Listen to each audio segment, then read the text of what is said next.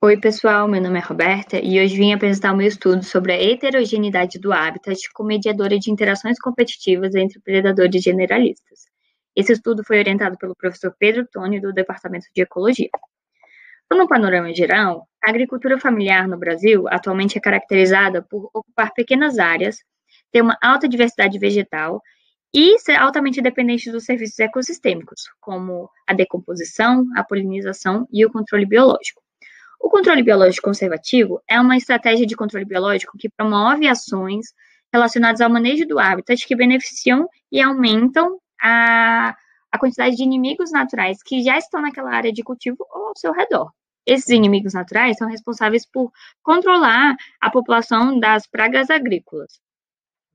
Atualmente, a maior estratégia utilizada para aumentar o controle biológico conservativo é o aumento da diversidade vegetal planejada. Então, quanto maior a diversidade, maior o número de inimigos naturais. Mas também é importante a gente entender a dinâmica desse inimigo natural para evitar interações negativas, como a predação entre a guilda, a competição, a dificuldade de encontro e a sobreposição de sítios de oviposição. O objetivo desse estudo foi avaliar como o aumento da diversidade planejada em agroecossistemas pode favorecer a reprodução e a coexistência dos predadores generalistas. A gente escolheu dois modelos, a ciclonida sanguínea e a crisoperla externa. Aqui, a representação desses dois bichinhos que a gente utilizou no nosso estudo. Nós criamos dois modelos, um de monocultura, onde a gente plantou só mudas de couve, e um de consórcio, onde a gente plantou couve com coentro. A gente criou os 3 animais em laboratório, os 2 inimigos naturais e uma presa compartilhada entre eles, o Misos, uma espécie de pulgão, e avaliamos o padrão de oposição de cada um dos predadores sozinhos, como controle positivo, e juntos, totalizando 6 tratamentos. Nós observamos por 3 dias o número de ovos, a quantidade de posturas e o local de postura, e depois rodamos as análises no R. Aqui mostrando uma bandeja com um consórcio e postura dos 2 animais que a gente usou. O primeiro resultado mostra a seleção de sítios de oviposição pela ciclonida sanguínea. A gente consegue observar que ela tem uma tendência a botar os ovos próximos ao recurso na monocultura, aqui representados pela cor branca, que é na couve, onde geralmente ficam as presas desse inimigo.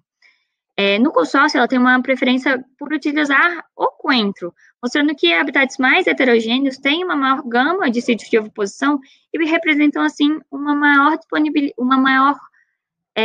coexistência entre as espécies. Já para a crisoperla, nós conseguimos observar que ela tende a realizar as posturas mais distantes do recurso, aqui representadas pelo cinza claro, que foram as posturas na gaiola. Na presença do competidor, ela distribui melhor as posturas, como se ela quisesse colonizar mais espaços. Para o consórcio, ela não tem nenhuma preferência pelo coentro. E como ela é um competidor superior e tem larvas que possuem predação intraguilda e também ovos com pedicelo, a presença de um competidor exerce uma pressão muito menos marcante na seleção de sítios de oviposição quando a gente compara com a ciclonida. Nosso segundo resultado mostra que a sobreposição dos sítios de oviposição afeta a quantidade de ovos. Aqui o número de ovos de ciclonida sanguínea é muito mais modulado pela presença de um competidor do que pela estrutura do habitat, da forma que ela bota mais ovos quando ela não tem nenhum competidor. Apesar disso, uma forma dela reduzir a predação intraguilda quando na presença de outro competidor é a retenção desses ovos e também evitar a oposição em locais que esse predador geralmente forrageia. Dessa forma, a gente consegue perceber que habitats mais heterogêneos oferecem para a ciclonida sanguínea uma maior chance de sobrevivência, porque a chance dela encontrar o competidor é muito menor. Já para o crisopídeo, o número de ovos aumenta bastante quando eles estão na presença do competidor. Isso pode ser explicado porque os ovos desse competidor são possíveis presas para as futuras larvas do crisopídeo. E assim, isso é ainda maior na monocultura, porque a chance do crisopídeo encontrar com os ovos desse competidor, no caso da ciclonida, é muito maior do que em habitats mais heterogêneos, em que a chance de encontro é um pouco menor. E assim, apesar do número de ovos variar significativamente para ambas as espécies e para ambos os habitats, o número de posturas ele não é afetado pelo tratamento. Então, uma estratégia utilizada por ambos é aumentar e diminuir o número de ovos e não de posturas.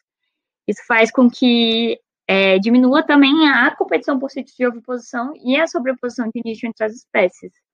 Então, elas conseguem coexistir de uma forma melhor no ambiente. Ou seja, em ambientes mais complexos, existe uma maior disponibilidade de sítios de oposição. Isso permite a coexistência de espécies competidoras e predadores intra-guilda, influenciando positivamente a biodiversidade e a previsão do controle biológico a longo prazo. Obrigada.